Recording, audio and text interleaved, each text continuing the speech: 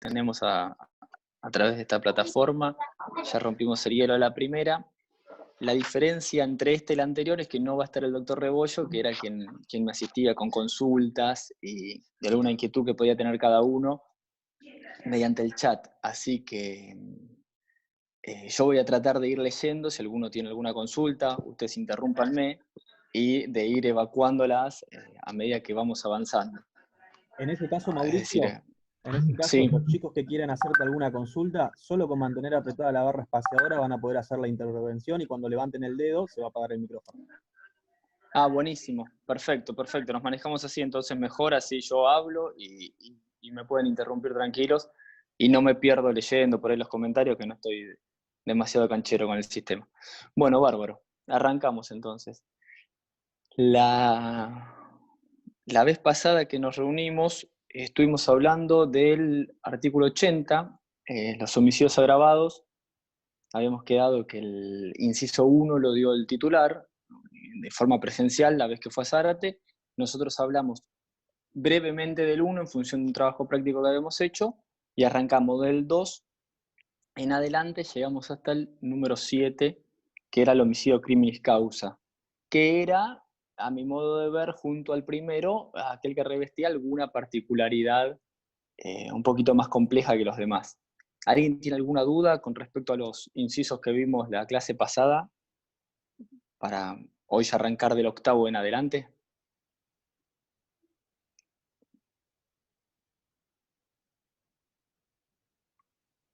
Bueno, muy bien, mejor. Les aclaro, la idea de por suerte en la extensión Zárate tenemos esta modalidad de Zoom, lo cual agiliza bastante, más allá de la comodidad de uno de tener una clase presencial e interactuar y poner ejemplos y poder escuchar opiniones, que se nos hace muchísimo más llevadero. Más allá de eso, las pautas de la cátedra son siempre que el contenido que se da en clase es el piso para aprobar, es decir, con lo que se da en clase uno está en condiciones de aprobar la materia, sin embargo, es el piso. Si me falta algo de lo que se da en clase, voy a estar al límite, y siempre lo que sugerimos es complementarlo con algún material, con material de lectura, sea código comentado, sea manual de derecho penal, parte especial, no importa el autor, cualquier autor el que les quede mejor a ustedes, el que les resulte más claro. Yo siempre recomiendo Creus o D'Alessio, para mí son los más claros, los más sencillos, los más prácticos, pero el que les quede bien a ustedes, pueden recurrir a ese material de lectura. Igual intentamos que las clases sean lo más abarcativas y más completas posible. Bueno, avanzamos. Como dije, vimos hasta el 7º, turno del 8º. En el 8º se aplica pena de prisión o reclusión perpetua al que matare a un miembro de las fuerzas de seguridad pública, policiales o penitenciarias por su función, cargo o condición. Vale la pena aclarar acá, no me acuerdo si lo dije la clase pasada, pero si no, nunca está de más repetirlo. Nosotros en Derecho Penal Parte Especial vemos tipos penales. Siempre yo lo que sugiero es al momento de una evaluación o al momento de explicar cualquier tipo penal, comenzar por el bien jurídico tutelado, que es lo que la norma pretende proteger.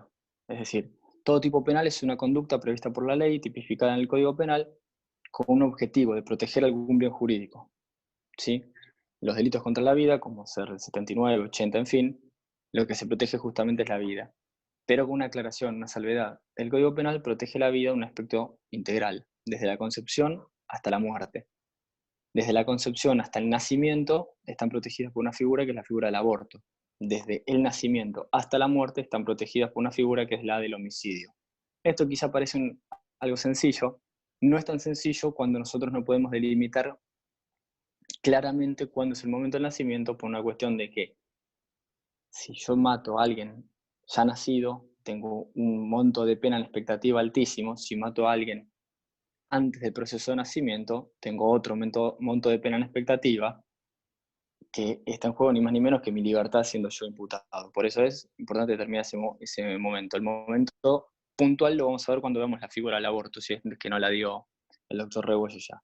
Bien, volviendo al inciso 8º, dijimos que el que mate a un miembro de las fuerzas de seguridad pública, policiales o penitenciarias por su función, cargo o condición.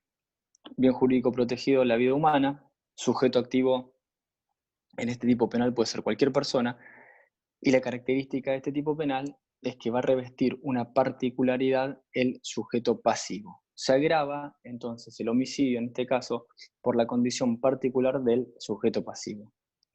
El sujeto pasivo en este caso tiene que ser miembro de la fuerza de seguridad pública. Es decir, con esto quedan desplazadas automáticamente todo lo que tenga que ver con seguridad privada, que hay muchísimas, o cualquier persona que cumpla funciones de seguridad. No, seguridad pública. Policía Federal, Gendarmería, Prefectura, Ejército, etc. El Código Penal no distingue por rango, es decir, quedan abarcados absolutamente todos los que comprenden, los que forman parte de las fuerzas de seguridad pública o de servicio penitenciario.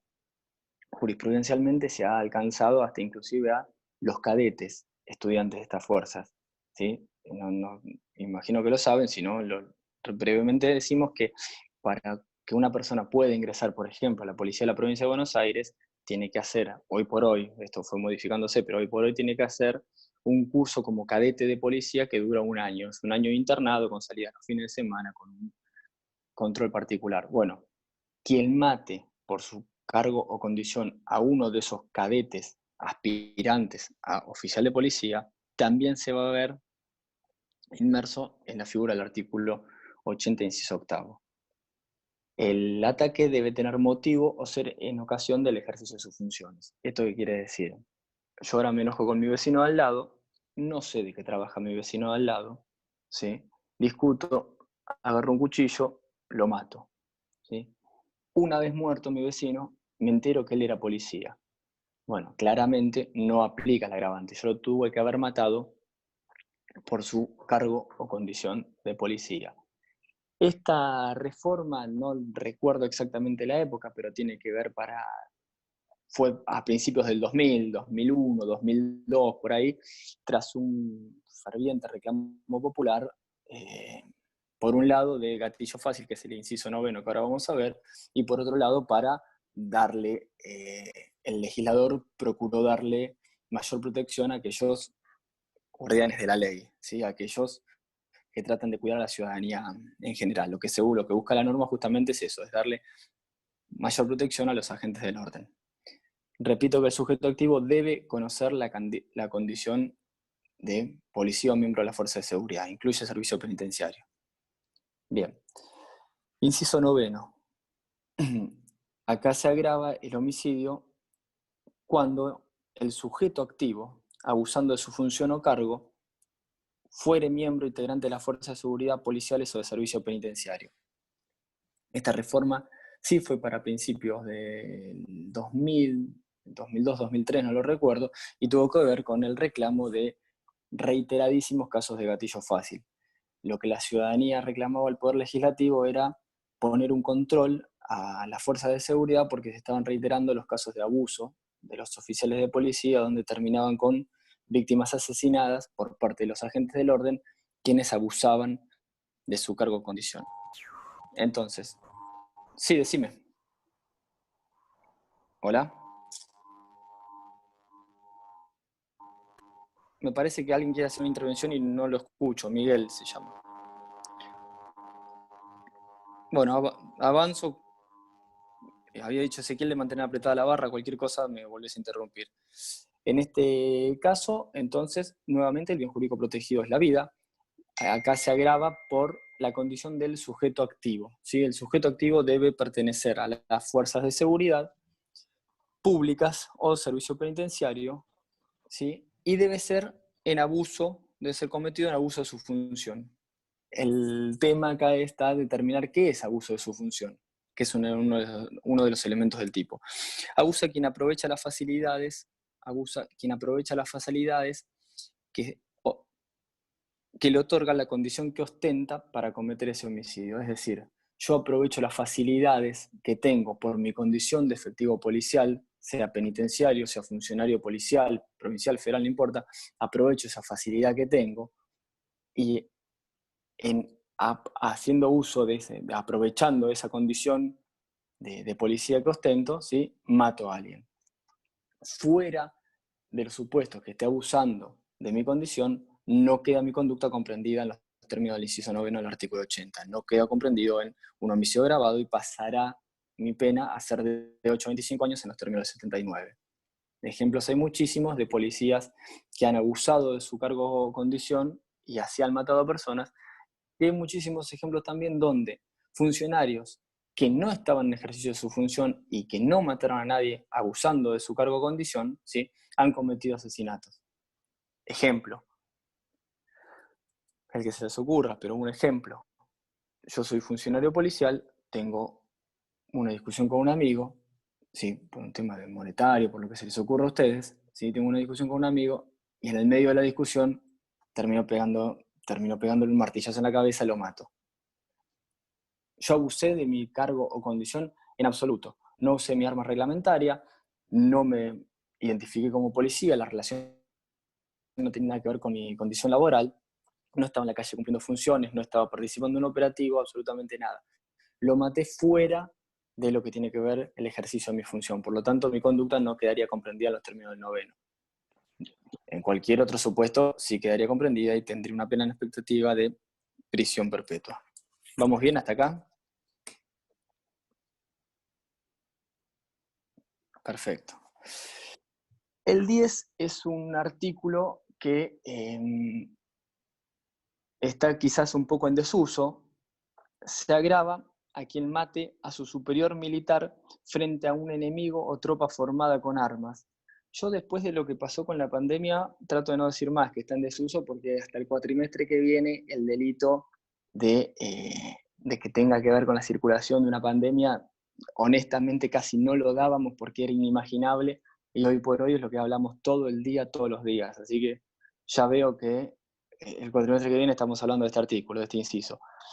Acá lo que se tiene que dar es una situación de guerra donde un subordinado asesina a un superior, tiene que ser subordinado a superior, no de igual rango, subordinado a superior militar frente a un enemigo o tropa. Algunos han intentado justificar de este modo una revuelta social o una revuelta social, algún tipo de manifestación, como si fuese enemigo. Bueno, no lo es eso, enemigo. Enemigo significa un ataque exterior. Tropa formada con armas tiene que ser un ataque exterior formado por lo menos 5 personas. Esta es una interpretación jurisprudencial y doctrinaria, ya que el código no lo exige así, pero sí el ataque tiene que ser exterior. Es decir, que un oficial de policía, que un oficial del ejército mate a un superior en el marco de una protesta social que se está dando dentro del territorio nacional, con toda gente nacional, sin ningún ataque ni injerencia externa, no queda enmarcado en los términos del 10. Pero les repito, no es algo que hoy por hoy se dé frecuentemente, no hay fallos en relación a este inciso. En relación al inciso 11, sí hay muchos fallos. Miguel, me parece que quiere hacer alguna acotación. Escribí, Miguel, porque yo honestamente no te escucho y veo que hace un ratito aparecen carteles como que querés iniciar el micrófono. Bueno, el artículo 11, y este sí da para hablar bastante, interrúmpanme las veces que sea necesario, no hay ningún problema, tiene que ver con el femicidio. ¿Se cortó? ¿Me escuchan ahí? Bárbaro. Yo por ahí, bárbaro. Me siento muy incómodo porque yo lo que estoy viendo es, me veo a mí mismo, entonces es una situación media rara. Bien, artículo 11, conocido como femicidio. Se agrava con pena de perpetua al que matare a una mujer cuando el hecho sea perpetrado por un hombre y mediare violencia de género. Bien, bien jurídico tutelado, la vida, pero no solo la vida y el derecho a la igualdad de la mujer. La vida y el derecho a la igualdad de la mujer. ¿Sujeto activo debe revestir alguna particularidad? Absolutamente. El sujeto activo tiene que ser hombre. El sujeto pasivo tiene que ser mujer. Sujeto activo hombre, sujeto pasivo mujer. De lo contrario, no se da el tipo penal. Y encontramos un elemento circunstancial del tipo. ¿Se acuerdan que la vez pasada hablamos muy brevemente de lo que son los elementos permanentes, sujeto activo, sujeto pasivo, acción o verbo típico, y los elementos circunstanciales del tipo, que podían ser, ¿recuerdan?, normativos o descriptivos? Bueno, acá tenemos un elemento circunstancial del tipo. Este homicidio, femicidio en este caso, se tiene que dar en un contexto determinado. Y este contexto determinado es mediando violencia de género. En el caso de matrimonio igualitario, pregunta alguien ahí, el sujeto activo, tiene que ser hombre sí o sí. El sujeto, repito, el sujeto activo tiene que ser hombre sí o sí, y después tiene que ver con la autopercepción del género. Eso está claro. Sin embargo, el sujeto activo, tiene que ser hombre. Y tiene que darse el elemento circunstancial del tipo, que es mediando violencia de género. Y acá es la gran discusión. ¿Qué es la violencia de género? Bien, recuerdan ustedes, los que eran elementos descriptivos del tipo son aquellos que uno puede percibir, ¿sí? Los elementos normativos del tipo, por el contrario, son aquellos que me remiten a una norma. No hay ningún tipo de duda que la violencia de género es un elemento normativo. La violencia debe ser previa o en el momento. Ahí vamos a eso. Porque ahí está el eje de la discusión de esto. La violencia de género es un elemento normativo del tipo. La Corte Suprema de Justicia de la Nación, desde el año 2007, en un fallo que se llama Maceo, estableció claramente que los jueces tienen que hacer, aparte de un control de constitucionalidad, un control de convencionalidad. ¿Qué quiere decir esto? Recordarán ustedes que en Argentina existe lo que se conoce como control de constitucionalidad difuso. Es decir, cada juez, ¿sí?, de primera instancia, de cámara, casación, hoy la Corte desde ya, pero cada juez, en el caso concreto, va a analizar si la norma a aplicar es constitucional o no, es decir, respeta los derechos y garantías que emanan de la Constitución Nacional o no. Si no lo es, ¿sí?, ese juez, no hace falta que llegue a la Corte Suprema a esto, sino que ese mismo juez de primera instancia declara inconstitucional esa norma, tiene la facultad, ¿no?, declarar inconstitucional esa norma y no aplicarla. Bien, control de constitucionalidad difuso. Lo que hizo la Corte a partir del año 2007, ya lo venía haciendo muchísimo antes, pero el año 2007 lo deja más que claro, es decirle a los jueces, señores jueces, ustedes no solo tienen que cumplir con el control de constitucionalidad, es decir, fijarse que la norma a aplicar sea conforme a la Constitución Nacional, sino que también esa norma tiene que ser conforme a los tratados de derechos humanos incorporados en la Constitución Nacional. Recuerda la pirámide de Kelsen. En la punta estaba la Constitución Nacional, por debajo tratados internacionales, leyes nacionales, etc. Desde la reforma del año 1994 en Argentina, en la punta, no solo encontramos la Constitución Nacional, sino que encontramos lo que se conoce como bloque federal constitucional. Es decir, están en la punta la Constitución Nacional junto a los tratados internacionales suscritos por la Argentina y enumerados en el artículo 75, inciso 22 de la Constitución Nacional.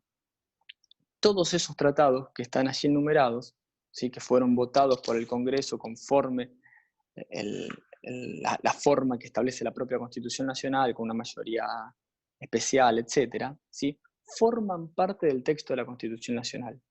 Todos esos tratados con sus normas, con sus textos, forman parte del texto de la Constitución Nacional. Eso se conoce como bloque federal constitucional. Debajo de ese bloque, debajo de la Constitución, más estos tratados enumerados en el 75-22, encontramos otros tratados internacionales y debajo de ellos las leyes nacionales. Uno de los tratados internacionales enumerados en el 75-22 se conoce por sus siglas en inglés como CEDAW, C-E-D-A-W. Y tiene que ver con un tratado para eliminar toda forma de discriminación contra la mujer. Como tratados internacionales de derechos humanos en general y de los derechos de la mujer en particular, encontramos uno que se llama Belém do Pará. Belém do Pará. El convenio de Belén do Pará lo que establece es las formas de erradicar el compromiso del Estado Nacional en prevenir, erradicar y sancionar todo tipo de violencia contra la mujer. Y mediante la ley 26.008 se cortó, ahí se reanudó, díganme si sigue bien. Bien. ¿Retomo desde algún lugar o seguimos? Bien. Y mediante Ley Nacional 26.845, Argentina toma en gran parte texto de lo que es Belén do Pará y lo establece como ley nacional también con el objetivo de prevenir, erradicar y sancionar la violencia contra la mujer. El Estado Nacional asume este compromiso internacional, es decir, que el Estado Nacional incumpla con su compromiso implica responsabilidad estatal internacional. La ley 26.485 es la ley de protección integral para prevenir, sancionar y erradicar la violencia contra las mujeres en los ámbitos en que desarrollen sus relaciones interpersonales. Al momento de que el legislador, esto fue en el año 2012, reforma el Código Penal en su artículo 80, inciso 11, el femicidio, incorpora también el 12, modifica el primero y la última parte del 80. El primero hasta el año 2012, antes de esta reforma, agravaba a los ascendientes, descendientes y cónyuges, punto. A partir de la reforma vieron ustedes que se incorporaron pareja, expareja, mediario y no convivencia. Y de ahí el problema en determinar qué significa pareja. Otro elemento normativo del tipo que lo vimos la vez pasada. En el 11 incluye el femicidio. Al momento del debate parlamentario, el legislador se refirió expresamente a la definición de violencia de género que da la Convención de Belén do Pará y la Ley 26.485, votada por el propio Congreso Nacional. Les voy a leer textualmente lo que dice cada uno de ellos respecto de lo que significa la violencia contra la mujer. Son las dos definiciones muy similares, pero para que no haya ninguna duda. Belén do Pará dice que, a los efectos de esta convención, debe entenderse por violencia contra la mujer cualquier acción o conducta basada en su género que cause muerte, daño o sufrimiento físico, sexual o psicológico a la mujer, tanto en el ámbito público como en el privado.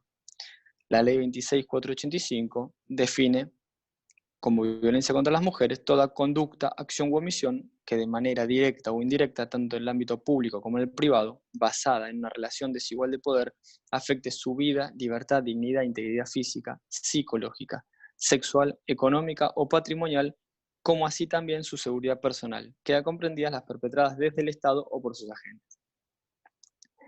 La normativa, tanto nacional como internacional, entonces nos dieron la definición de lo que es la violencia de género, ¿sí? Entonces, toda acción o conducta que basada en su género le genere a la mujer algún tipo de afección en las cuestiones que estuvimos viendo. Recuerden, sufrimiento físico, sexual o psicológico. Físico, sexual o psicológico. Ahí tenemos una pauta. El motivo por el cual se llegó a la reforma del 80 en estos 4 puntos que les acabo de mencionar, más allá obviamente del histórico reclamo bregando por los derechos de la igualdad de la mujer, por la ruptura de los estereotipos de géneros, etc., también tuvo que ver, como tienen que ver casi siempre en Argentina las reformas parlamentarias, con hechos puntuales. Los hechos que se habían dado muy poquito tiempo antes de la reforma fueron un caso, yo no me acuerdo, se llama Figueroa, no lo recuerdo, que tenía que ver con la figura del advenimiento. El advenimiento era una figura por el cual una mujer que había sido abusada sexualmente, si posteriormente se casaba con el abusador, este quedaba exento de pena. Se dio esa situación, una mujer fue abusada sexualmente, producto de ese abuso sexual nace un hijo, con posterioridad contrae matrimonio con este señor que estaba preso en ese momento, a partir de la figura del advenimiento, él queda en libertad, y él no sé cuánto tiempo después, pero poco tiempo después, viviendo con ella, la asesina. A eso se le siguió el caso de Wanda Tadei, que el baterista, creo que era del grupo Callejeros tras Cromañón, la prende fuego, y se dieron una serie de hechos consecutivos de mujeres que morían prendidas a fuego.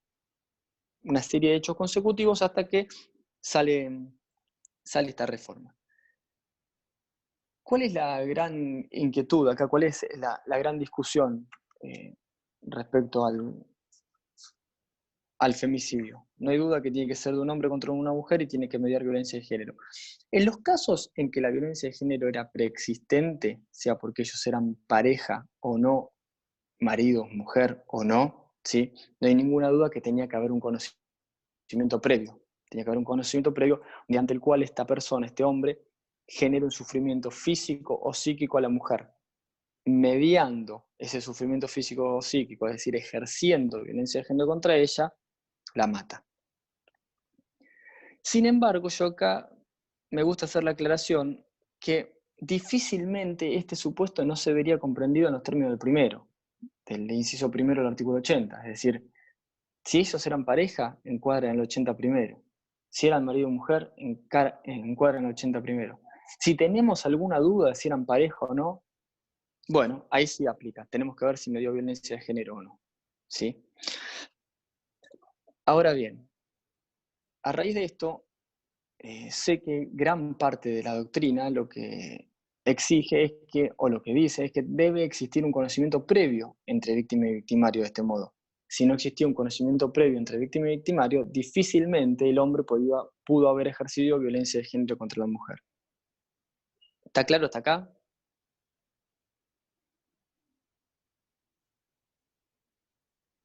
Bien. Ahora bien, ¿existe la posibilidad de que no exista un conocimiento previo entre víctima y victimario? Bueno, yo no desconozco que muchos, no sé si hasta la mayoría de la doctrina entiende que tiene que haber un conocimiento previo, sin embargo, sí existe la posibilidad de que no exista un conocimiento previo. ¿Y en qué caso se da esto? En el caso del abuso sexual. ¿Sí? Nosotros en el aula virtual, en los contenidos de la bolilla número 1, estamos con la 1, pero creo que la 1 está dividida en dos partes, creo que es en la segunda, si no, fíjense por favor, cargué el fallo Mancheri, lo deben recordar todos, Mancheri, el portero que asesina a Ángeles Rawson, la nena que vivía ahí en el mismo edificio en donde vivía él por su condición de portero. El caso de Ángeles Rawson fue uno de los primeros en que se planteó el debate si eso es o no es femicidio. Yo subí, en relación al caso de Mancheri, subí el auto de procesamiento de la Cámara del Crimen, subí la sentencia del Tribunal Oral de Primera Instancia de Capital Federal y subí la confirmación por el Tribunal de Casación Penal Nacional. Van a ver ustedes que el auto de procesamiento debe tener 30 páginas, se los recomiendo leer. Tanto la sentencia del Tribunal Oral como el de Casación Penal son extensos, deben tener, no sé, pero como 300 páginas cada uno, son muy extensos. Quien tenga ganas de interiorizarse y leerlo, yo lo colgué en el aula virtual porque está en la página de SIG, es decir, desde público en el conocimiento.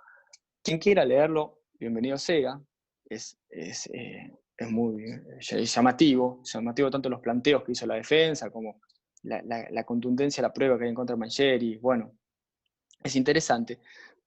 Pero sí yo les recomiendo que lean a partir de donde se trata la calificación legal. Más allá de las pruebas, ya está probado que el hecho existió, es decir, que Ángeles murió de determinada forma. Está probado también que Mancheri fue el autor. Bueno, listo. Después de ahí, los jueces tienen que determinar cuál es la calificación legal a asignar. Es decir, la conducta de Mancheri, ¿en dónde encuadra en el Código Penal? Es ni más ni menos que lo que hacemos en esta materia, es ver esta conducta dónde encuadra. Como les decía, fue uno de los primeros casos. Entonces se plantea ahí fuertemente, esto no es femicidio. ¿Alguno sabe cómo activar el audio? Dijo Ezequiel que manteniendo apretada la barra podés hablar y cuando la soltás desaparece el audio. El planteo fue, esto no es femicidio, porque no existía violencia de género previa de parte de Mangieri contra Ángeles.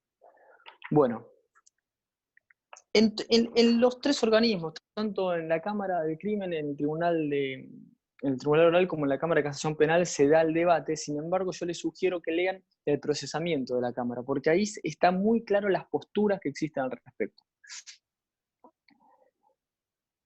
El juez Lucini, por ejemplo, que representa en este caso a toda aquella postura que entiende que no existe la posibilidad de femicidio sin que haya un conocimiento previo, lo que sostiene es que el delito de femicidio lo que exige es la violencia de género, desde ya, por supuesto, eso está en el texto propio de la ley, ¿sí? Pero exige que el autor mate por misoginia, mata porque es mujer, ¿sí? Por un odio específico a la mujer. Dice que la misoginia es un componente del tipo. Hay un desprecio hacia la mujer. Esta es la postura del juez Lucini de la Cámara del Crimen, no de cualquiera. Es decir, un juez camarista entiende que tiene que existir la misoginia como un componente del tipo. Sostiene que no es femicidio porque la muerte de la víctima no estaba motivada en el género y porque la violencia exteriorizada no estuvo sustentada en una situación de dominación y desigualdad. Fue un suceso aislado. Al decir el juez, el camarista, fue un suceso aislado, ¿qué me está diciendo? Por una única vez que un hombre agrede a una mujer, no podemos entender que existió o existe violencia de género de por medio. Por lo tanto, se cae el inciso 11 del artículo 80. La otra postura, no lo leí aún, pero sin embargo no hay un conocimiento previo, imagino que habías puesto, porque se corta el texto. Bueno, el juez filósofo no existe un conocimiento previo.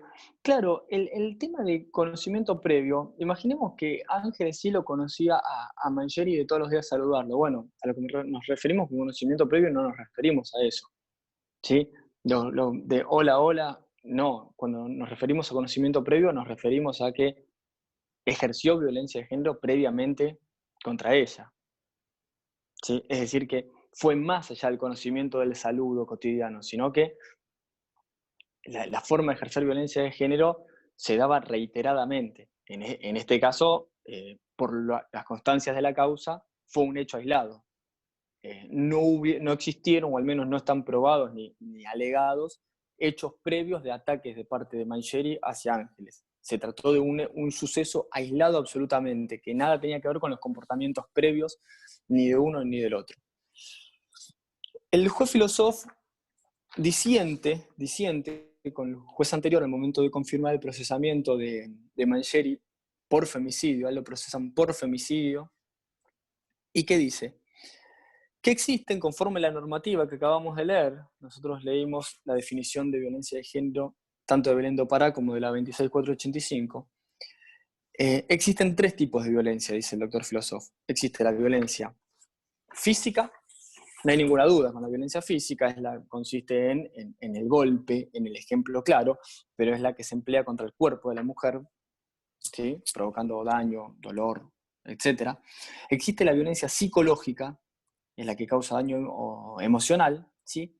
Y existe la violencia sexual. La violencia sexual significa, según la 26485, estoy diciendo, cualquier acción que implique la vulneración en todas sus formas, con o sin acceso genital, del derecho de la mujer de decidir voluntariamente acerca de su vida sexual. Bien, por lo demás, Belén do Pará dice que la violencia física, sexual o psicológica se puede dar en tres ámbitos diferentes. Dentro del entorno de la familia, unidad doméstica, es el ejemplo más claro de femicidio, donde no puede haber duda. Dentro del entorno familiar, el hombre ejercía violencia de género contra la mujer, sí, un día la mata, es femicidio, punto. No hay discusión al respecto ahí. Se conocían previamente, están constatados los hechos previos de violencia de género, no hay duda. La que tenga lugar en la comunidad y sea perpetrada por cualquier persona y comprende, entre otros casos, la violación, el abuso sexual, la tortura. Acá es donde encuadra esto, ¿sí? Nos dice Belén do Pará que puede ser el escenario de la violencia de género puede ser en la comunidad en general y puede ser perpetrada por cualquier persona. Al decirnos cualquier persona, esta interpretación en la que es el doctor Filosof, al decirnos cualquier persona nos está diciendo que no es necesario un conocimiento previo entre víctima y victimario, si puede ser perpetrada por cualquier persona. Y nos dice que la violencia sexista consiste en el asesinato de un hombre contra una mujer por querer tener sexo sin su consentimiento. La considera de su propiedad mujer y el hombre. Es lo que se conoce comúnmente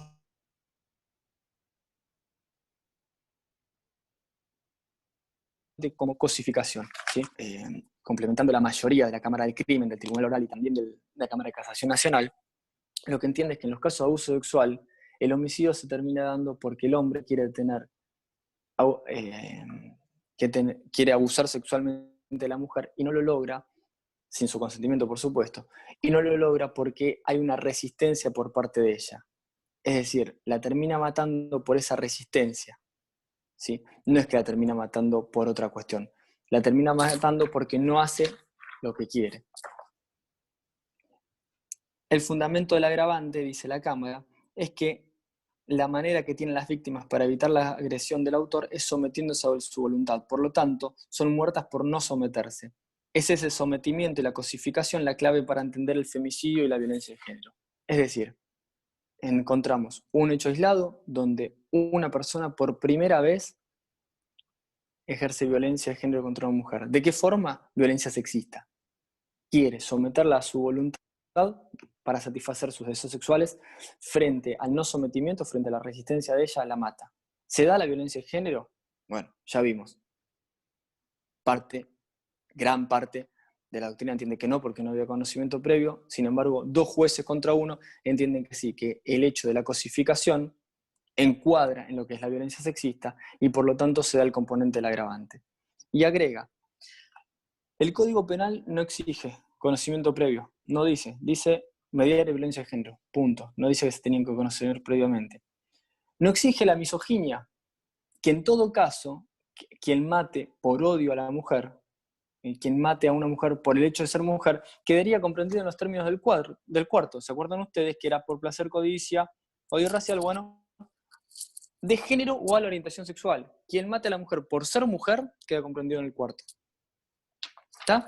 Y tampoco exige el inciso 11 del Código Penal que no sea un hecho puntual. Por lo tanto, lo que dice la Cámara del Crimen, confirmado posteriormente por la Casación Nacional, es no pongamos en el Código Penal cuestiones que el propio Código Penal no exige. Entonces, resumidas cuentas, femicidio. Hombre, igualmente la pena sigue siendo la misma, ahí se me corta y sigue siendo la misma de diversas formas. Tenés razón vos, fue casi simbólico el fallo de la casación, tanto en el cuarto como en el 11, por supuesto. Pero no es lo mismo probar el odio a la mujer que probar la violencia de género. Probar que alguien mata por odio me da la sensación a mí que es mucho más complejo que probar que existió violencia de género en un caso de abuso sexual. Con lo que acabamos de decir y con la interpretación que hace la Cámara del Crimen y la Casación Nacional, a mi modo de ver, no quedan dudas de que todo ataque sexual es violencia de género. Todo ataque sexual es violencia de género. Ahí preguntaban si quedó el 11. Bueno, quedó una composición rara del tipo penal. La Cámara de Casación lo que dice es, no está cuestionado el modo en que del concurso. No está cuestionado eso, entonces no nos vamos a meter en eso. Sin embargo, nos vamos a meter en, ¿aplica el 11? ¿Aplica el séptimo? Sí, bueno, perfecto. ¿De qué forma quedó Mancheri?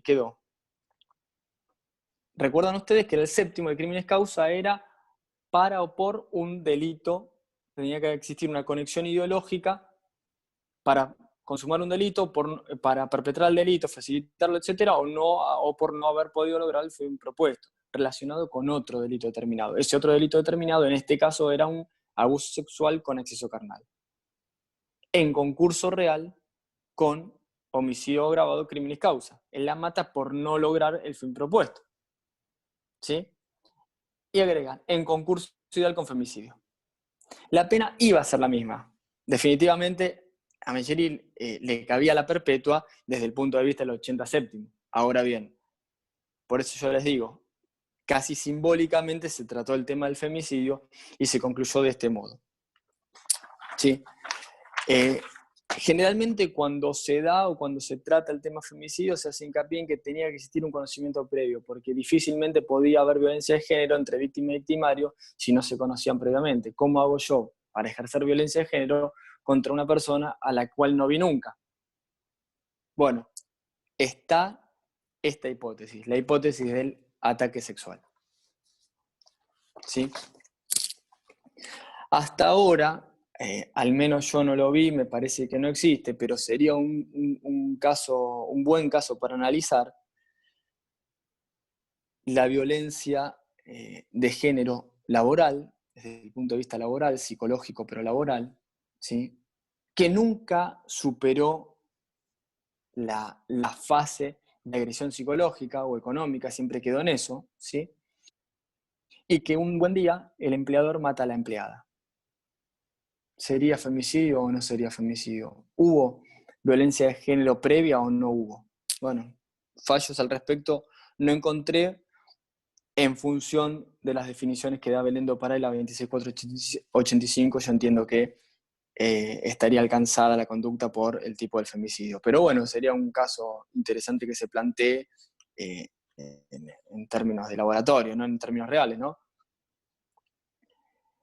Entonces, cuando estamos frente a un asesinato, me lo completás, por favor, que no llego a leer.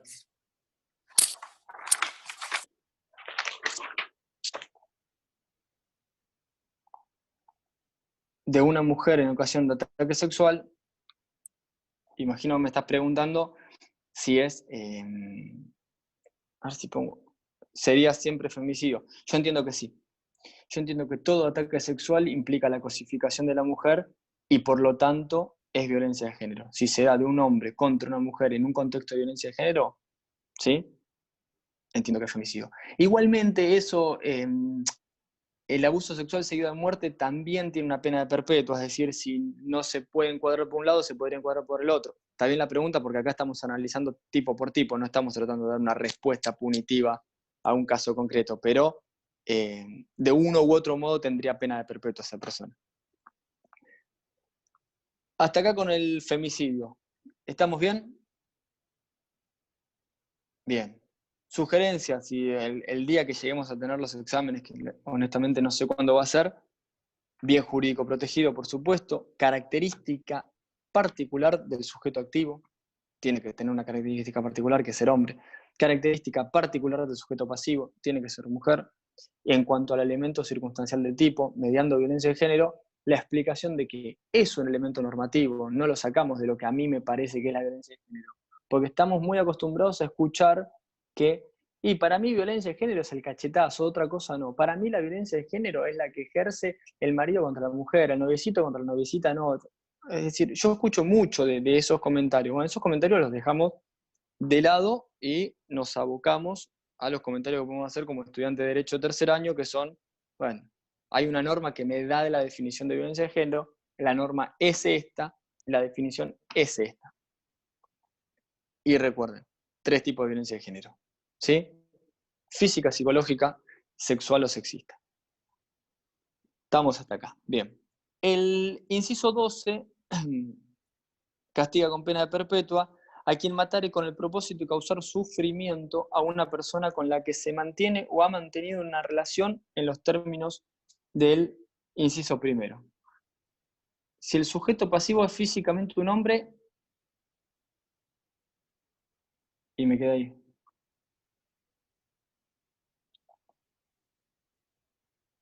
A ver si puedo poner esto así, a ver si lo pego entero.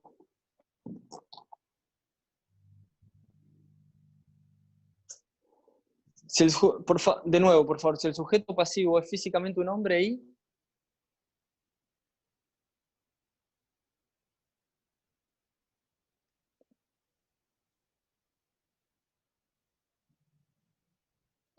Y si se cambia el sexo, bueno, tiene que ver con la autopercepción. Si el sujeto, en principio el sujeto activo tiene que ser hombre, el sujeto pasivo tiene que ser mujer, según la autopercepción de cada uno. Va a existir, lamentablemente va a llegar el caso donde se discuta esto, como también va a llegar el caso que se discuta los términos del primero. Con el doctor Navascués lo hablamos mucho esto. ¿Qué va a pasar el día que se plantee si es homicidio agravado un caso como, ustedes vieron el caso de Luciana Salazar y Redrado? Bien. La nena, creo que es nena, la nena de Luciana Salazar fue gestada en otro útero. Bueno, si la mata esa madre biológica, ¿es homicidio agravado por el vínculo? Si la mata Luciana, ¿es homicidio agravado por el vínculo? Si la mata el donante de esperma, suponiendo que no haya sido Redrado, ¿es homicidio agravado por el vínculo? Si la mata Redrado, ¿es homicidio agravado por el vínculo? Esa discusión, bueno, tarde o temprano, lamentablemente se va a dar. Históricamente tenía que ver con la sangre esto, tenía que ver con el ascendiente-descendiente por el vínculo de sangre. No sé, honestamente no sé cómo se resolvería un supuesto así, como tampoco tengo del todo claro cómo se resolvería un supuesto donde ambas personas, ambos, tanto sujeto activo como sujeto pasivo, se autoperciben de distinto género al que de aspecto son para el común de las personas, y se los imputa del 80-11. Esas dos respuestas, hoy por hoy, cada uno, fundamentándolas, puede resolver del modo que entienda, que corresponde. Llegará un caso y el día que llegue a la corte veremos qué es lo que dicen, porque honestamente no tengo la respuesta certera a eso. Bien, el 12 dijimos con el propósito de causar sufrimiento a una persona con la que se mantiene o ha mantenido relación en los términos del inciso primero. Este es el típico caso de el que mata. No, el 12 porque lo estoy hablando recién ahora, por eso no quedó claro, no lo llegué a comentar. El 12 es el típico caso del que mata para hacer sufrir. Yo mato al hijo de mi pareja para hacerla sufrir a ella. ¿Sí? Es la muerte del inocente, básicamente. Yo mato no a mi pareja, no en el inciso primero, sino mato a alguien para hacerla sufrir a mi pareja, mi esposa, mi padre, mi madre. ¿Sí? Mato para hacer sufrir, mato a alguien que nada tiene que ver con la relación, con el claro objetivo de hacer sufrir. El caso típico, el que mata al hijo o hija de la pareja. No mató a la pareja, no queda en los términos del primero, pero mató a alguien para hacer sufrir, queda en los términos del 12. No tiene que confundirse con el ensañamiento. No, para nada, para nada. Acordate que el ensañamiento lo que se exige es que vos tengas, aparte del dolo de matar, el dolo de hacer sufrir a la víctima. Acá vos no hacés sufrir a la víctima. Quizás sí, quizás no sé, no importa. Vos acá quien hacés sufrir es con quien tenés una relación en los términos del primero. ¿Sí? Yo quizás mato sin hacer sufrir para nada a la hija de mi mujer. ¿Sí? ¿Hubo ensañamiento en el homicidio mío respecto de la hija de mi mujer? No, la maté, no sé, una gotita de cianuro en el té le puse, chau. No hubo ensañamiento. Pero el motivo fue para hacer sufrir a mi mujer. ¿Se entiende la diferencia? Bien. Sí. Yo, para hacer sufrir a la mujer, la mato a ella con un dolo específico de causarle mayor sufrimiento a la muerte misma, va a tener un doble agravante, va a estar agravado por ensañamiento y por el 12. ¿Sí? Buena la aclaración. Bien, la última parte del artículo 80 establece que cuando, en el caso del inciso... Perdón, hay una pregunta, no la llegué a leer. Ah, no. Cuando en el caso del inciso primero de este artículo, es decir, el homicidio agravado por el vínculo, mediar en circunstancias extraordinarias de atenuación, el juez podrá aplicar prisión o reclusión de 8 a 25 años. Esto no será aplicable a quien anteriormente hubiera realizado actos de violencia contra la mujer víctima. Esta es otra de las tantas reformas del año 2012, como les decía. Históricamente existieron las circunstancias extraordinarias de atenuación para aquellos, para aquellos supuestos comprendidos en el artículo 80, inciso primero, nada más que acá se agregó la excepción de que hayan existido actos de violencia contra la mujer víctima. ¿Qué son las circunstancias extraordinarias de atenuación?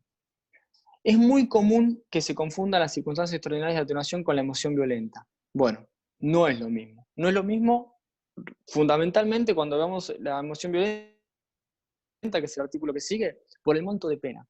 Acá lo que hace el legislador es facultar al juez de que en casos que encuentre elementos que posicionaron al autor del delito en una circunstancia anormal, si se quiere, una circunstancia extraordinaria, fuera de lo común, ¿sí? Y cause la muerte de algunos de los 80 primeros, le pueda poner la pena del homicidio simple. Es decir, vos mataste a tu papá, tenés perpetua. Ahora, vos mataste a tu papá en determinadas circunstancias muy particulares que te llevaron a hacer eso. Bueno, el juez puede ponerte una pena no perpetua, sino una pena del homicidio simple, de 8 a 25. Entonces, ¿cuáles son esas circunstancias extraordinarias? El legislador no nos determina cuáles son, no nos dice, cuando se diera este y este supuesto se entenderá como circunstancias extraordinarias. No, las circunstancias extraordinarias las vamos a tener que analizar y evaluar en cada caso concreto. En cada supuesto que llegue a los tribunales de juicio se analizará si hubieron circunstancias que rodearon al hecho. Ejemplo sería que hace una semana que conviven y mata. No, mira, circunstancias que rodearon al hecho que hacen extraordinario esa situación, que hacen fuera de normal esa situación. Yo el ejemplo que doy siempre es el caso de un chico chiquito que desde niño lo tienen en un semáforo. Ahí está, eso es el caso. Lo tienen en un semáforo pidiendo monedas. El padre, cada vez que no llega con las monedas que él pretende para satisfacer sus vicios, lo golpea, lo tiene en una situación de semi-esclavitud, no le da de comer, lo revienta a palo, lo deja abandonado, lo tiene sin ropa, muerto de frío. Bueno, es una constante de maltrato. Ese niño llega a un punto que cumple los 18 años de edad y agarra y mata a su padre. ¿Mató al padre? Sí. ¿Encuadra en los términos del artículo 80, inciso primero? Por supuesto, ascendiente. Sabía que era el papá, sabía que era el papá. Reunimos todos los requisitos del tipo. Ahora bien, ¿se dieron unas circunstancias de carácter excepcional que rodearon a ese suceso? Y sí, analizándolo, sí se dieron circunstancias excepcionales. Por lo tanto, es facultad del juez del caso concreto aplicar una pena que va de 8 a 25 y no una pena de prisión perpetua. Importante, la circunstancia puede presentarse en el momento de la muerte o ser anterior. Lo importante es que psíquicamente esté relacionada esa circunstancia con la muerte. Es decir, en el caso del padre golpeador, el padre le pegaba al nene desde que tenía 4 años y lo mandaba al semáforo desde que tenía 4 años. Sin embargo, él lo mata a los 18 años, ¿sí? Nunca dejó de golpearlo al padre. Ahora, muy probablemente el día que el nene lo mata al padre no le haya pegado. Sin embargo, esa muerte está relacionada con esas circunstancias que desencadenaron en ese suceso. ¿Se entiende el ejemplo?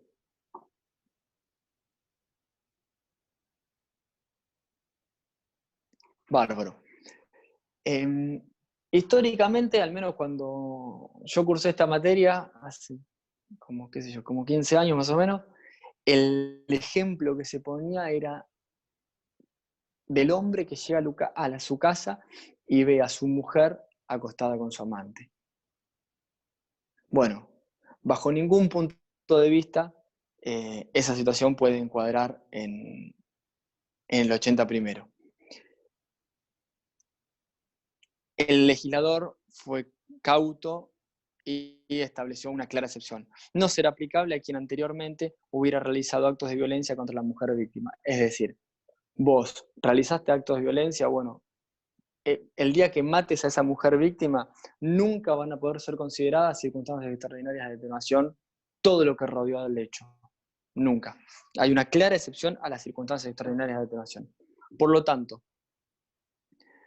las circunstancias extraordinarias de atenuación son aspectos que generan una situación excepcional entre víctima y victimario. Entre víctima y victimario. No es emoción violenta, tienen que ser sí o sí las relaciones del artículo 80 inciso primero y no les cabe la pena de perpetua. ¿Estamos hasta ahí? Bien. ¿Cómo se determinan las circunstancias? Analizando caso a caso. No tenemos una regla común. Artículo 81. La idea de hoy es finalizar toda la primera unidad, delitos contra la vida, que termina en el 84. El doctor Rebollo me dijo que la unidad número 2, que la de lesiones, ya la dio. Así que lesiones y aborto se dan por vistas.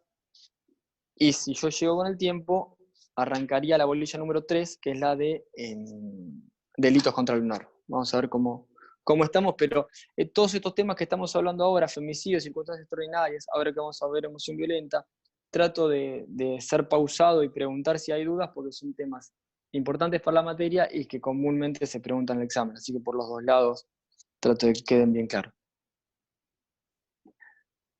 Aborto no lo dieron. Muchas veces se deja de la unidad de lesiones, el tema de aborto se deja para el final, es muy común eso. Después le pregunto a Pedro si no lo llegó a dar, después de... Bueno, no lo vieron evidentemente, después doy aborto, pero muchas veces se queda inclusive para el segundo parcial. En este cuatrimestre tan particular, no sé qué va a ser primer y segundo parcial, pero llegado el momento daré aborto, no hay problema. Hoy vamos a terminar con el culposo y eventualmente pasar a delitos contra el honor. Bien, artículo 81. Se impondrá reclusión de 3 a 6 años o prisión de 1 a 3. Fíjense la diferencia en el monto punitivo. Es muchísima la diferencia. Prisión de 1 a 3, cuando la prisión del homicidio es de 8 a 25, ¿no? Al que matare a otro encontrándose en un estado de emoción violenta y que las circunstancias hicieran excusable. ¿Sí? El estado de emoción violenta es la figura atenuada del homicidio. Nosotros encontramos entonces en el artículo 79 la figura básica del homicidio, ¿sí? 79, figura básica, residual, porque nos dice siempre que en el código no establecer otra pena, es decir, si no hay otra pena, va la pena del 79, 825. En el 80 encontramos todos los agravantes del homicidio, inclusive la circunstancia extraordinaria de atenuación, y finalmente en el 81 encontramos los homicidios atenuados. ¿Qué es la emoción violenta? Es la pregunta. La emoción es un estado psíquico que disminuye los frenos inhibitorios. Cuando fuese excusable, se disminuye la pena por menor culpabilidad. Recuerdan ustedes que delito es acción típica, antijurídica y culpable. En el estrato de la culpabilidad, nosotros lo que vemos es la emoción es un estado psíquico, hay una alteración del ánimo, una alteración de la psiquis, del ánimo, una alteración del ánimo, que disminuye los frenos inhibitorios. Disminuye los frenos inhibitorios. Les decía que, sí, ya vamos con un ejemplo. Les decía que delito es acción típica, antijurídica y culpable. En el estrato de la culpabilidad, nosotros lo que analizamos es la reprochabilidad. ¿Le es reprochable esta conducta a esta persona?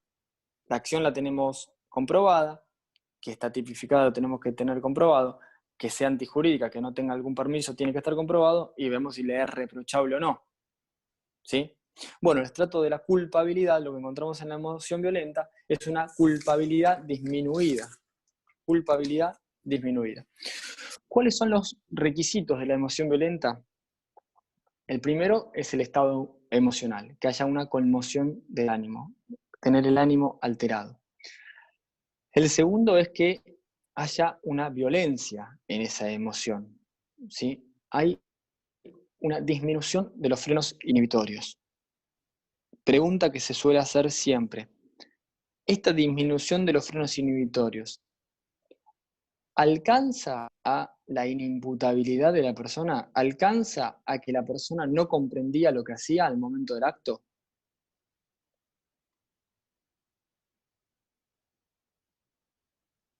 Perfecto, no, nunca, nunca. Porque si la persona no hubiese comprendido lo que hacía o si hubiese alcanzado el estado de inimputabilidad, ¿sí? No podemos hablar de pena, no habría pena. Acá hay disminución de los frenos inhibitorios por la razón que fuera, ¿sí? Lo tendremos que analizar. ¿Por qué esa persona llegó a actuar así? ¿Por qué se disminuyeron sus frenos inhibitorios? Ahora nunca se llega a la no comprensión del acto. Dijimos, estado emocional, violencia de la emoción, excusabilidad de la emoción. Para que la emoción sea excusable, tiene que existir una causa provocadora de esa emoción. Y esta causa provocadora tiene que ser externa. No me la puedo autogenerar yo para después alegar, bueno, pero vieron lo que me pasó, por eso actué de esta forma. No, señor, usted se la autogeneró. ¿Sí? Tiene que ser externa. Puede ser provocada por la propia víctima o por un tercero, pero siempre externa. Y lo que es excusable, en este caso, es esa emoción. La emoción es excusable, no el homicidio. Si fuese excusable el homicidio, no estaríamos hablando de delito tampoco. Todos vieron Titanic, así que no tengo temor a spoilear nada. En Titanic, o en cualquier ejemplo que se les ocurra similares, al final está condicionada por un tiempo. Bueno, ahí vamos. En Titanic están arriba de la puerta esa de madera que queda en el final, Kate Winslet y Leonardo DiCaprio. Imagínense ustedes que Leonardo DiCaprio, en lugar de facilitarle la tabla para que ella se salve y él morirse de frío, eh, lo que hace la protagonista es empujarlo a él. Hay una tabla en el océano congelado para dos personas, las dos ya vieron que no pueden. Ella lo empuja a él, agarra la tabla para ella, se aleja unos metros y él se muere congelado porque ella le corrió la tabla. ¿Sí? ¿Es excusable el homicidio ahí? Absolutamente es excusable. A nadie se le puede pretender que sea un héroe. Es una causa de justificación, exactamente. En este caso, en la emoción violenta, lo que es excusable no es el homicidio, lo que es excusable es la emoción. ¿Sí?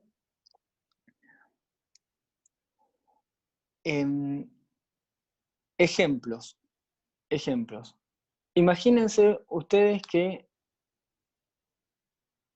yo tengo una tía a la cual, sí, una tía, una abuela, la cual me crió, la cual amo, siempre se hizo cargo de mí porque mi mamá me abandonó de chiquito, ella siempre estuvo conmigo, siempre me acompañó, me mandó a la escuela, hacíamos la tarea juntos, me hizo ser quien soy, básicamente, ¿sí? De un buen día para el otro, mi abuela tenía una casa, un chalet, algunas propiedades, algunos bienes. De un día para el otro, mi abuela aparece envenenada, muerta, ¿sí? Yo puedo llegar a sospechar qué pasó, pero no lo tengo fehacientemente determinado. No sé qué le pasó a mi abuela. ¿Está? Descubro, tras una serie de investigaciones, hablando con mi mamá después de muchísimos años de no verla, que ella fue quien la envenenó. Al yo recibir esa noticia, la mato. Bueno, entiendo que se me cortó. No sé por dónde nos quedamos. Estaba poniendo un ejemplo de emoción violenta. Ahí yo la mato. ¿Es excusable la emoción? Y bueno, habrá que analizar si es excusable la emoción en los términos de emoción violenta del 81 o si aplica una circunstancia extraordinaria de atenuación. Bueno, se analizará el caso concreto. Yo entiendo que sí es excusable, porque estoy matando a quien mató a la persona más importante de mi vida y me estoy enterando en ese momento. Bueno, en fin, podría ser. La emoción en ese caso se generó en el momento. Ese es el cuarto requisito. Dijimos, el primero, estado emocional. El segundo, violencia en la emoción. El tercero, la excusabilidad de la emoción, que sea excusable la emoción, no el asesinato. Y el cuarto, la actualidad en la emoción. Cuarto requisito, actualidad en la emoción. Yo no puedo enterarme de esa circunstancia tomarme mi tiempo, planear qué voy a hacer, qué voy a hacer. Y bueno, en 15 días, tomando un café, me decido, sí, la tengo que ir a matar, voy y la mato. Bueno, perdí la actualidad de la emoción. No es emoción violenta. ¿Está bien? Pero fíjense ustedes que tiene una pena de 1 a 3. Es decir, es un delito no solo escarcelable, sino que en principio no tendría pena efectiva en ningún momento. Quedaría en suspenso. Sí, más allá de la premeditación, por supuesto, pero a lo que voy es que tiene que ser esa emoción, ese estado anímico, esa disminución en los frenos inhibitorios, tiene que ser actual, tiene que estar en ese momento. Bien. 81, inciso B, al que con el propósito de causar un daño en el cuerpo o en la salud produjera la muerte de alguna persona, cuando el medio empleado, esto es lo que hay que subrayar acá, no debía razonablemente ocasionar la muerte. Esto es lo que se conoce como homicidio, puede ser ante una amenaza inminente. Lo que pasa es que ante una amenaza inminente generalmente lo que opera es la legítima defensa. Si yo tengo una amenaza inminente, no provocada, generalmente operaría la legítima defensa, pero bueno, habría que ver el caso, por supuesto. Les decía, el 81, el inciso B, es lo que se conoce como homicidio preterintencional. Preterintencional. Preterintencional significa más allá de la intención. Y lo que encontramos acá es una combinación entre el dolo y la culpa. ¿Sí? Objetivamente, yo agredo con un medio que no es idóneo para causar la muerte. ¿Está? Un medio no idóneo para causar la muerte. Y subjetivamente, tengo dolo, tengo intención de agredir, no de matar. ¿Está? Quiero lastimar, no quiero matar. Requisitos: el medio empleado no debía razonablemente causar la muerte. El segundo, el dolo de dañar. Sí, repito, intencional significa más allá de la intención. Es una combinación entre dolo y culpa, donde el medio empleado por un lado, razonablemente, no tendría que causar la muerte. Por el otro lado, yo tengo intención de dañar a la persona, no de matarla. La quiero lastimar, sí, no hay duda, no la quiero matar. Y el tercer requisito es que se tiene que dar la muerte. Si no se da la muerte, no podemos hablar de homicidio preterintencional. Ejemplos se dan mucho en peleas donde una trompada, no en los casos de los rugbyers que patearon a una persona en el piso y le pisaron la cabeza entre 11. Eso razonablemente podía causar la muerte, por supuesto, podía causar la muerte. Sino una pelea donde una única trompada en la cara a la otra persona puede razonablemente causar la muerte de una trompada. Yo no soy Tyson, yo soy un tipo común.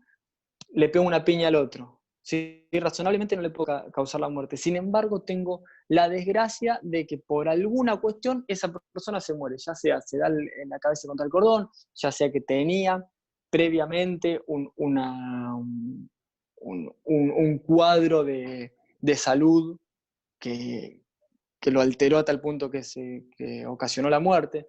En fin, me preguntan los requisitos, son esos. Medio empleado razonablemente no puede causar la muerte. Por ejemplo, una piña. Un empujón. Un empujón. Yo estoy discutiendo con alguien, lo empujo, se muere. Bueno, razonablemente un empujón no mata a nadie. ¿Yo lo quería matar? No. ¿Pero lo quería lastimar? Sí, yo lo quería dañar. Tenía dolo de lesión. ¿Sí? Y el tercero es que se produzca la muerte de la persona. ¿Está bien? En esos casos, de igual modo que la emoción violenta, la pena es de 1 a 3 años. Hay un caso en la Cámara de Crimen también donde se plantea la posibilidad de homicidio preterintencional cuando dos obreros de la construcción, dentro de la construcción, se ponen a discutir, uno toma un martillo de obra, parte en la cabeza al otro. Bueno, eso fue un homicidio preterintencional. El medio empleado, él quería al empleado, no debía razonablemente causar la muerte. No sé qué opinará cada uno de ustedes, pero bueno, les cuento que el sentido común te lleva a pensar que un martillazo en la cabeza Claro, tal cual, es idóneo para causar la muerte. Razonablemente, un mazazo en la cabeza puede causar la muerte, por lo tanto, no va el preterintencional en ese caso. No va el preterintencional. Muy bien. La siguiente parte del 81 está derogado, era el infanticidio.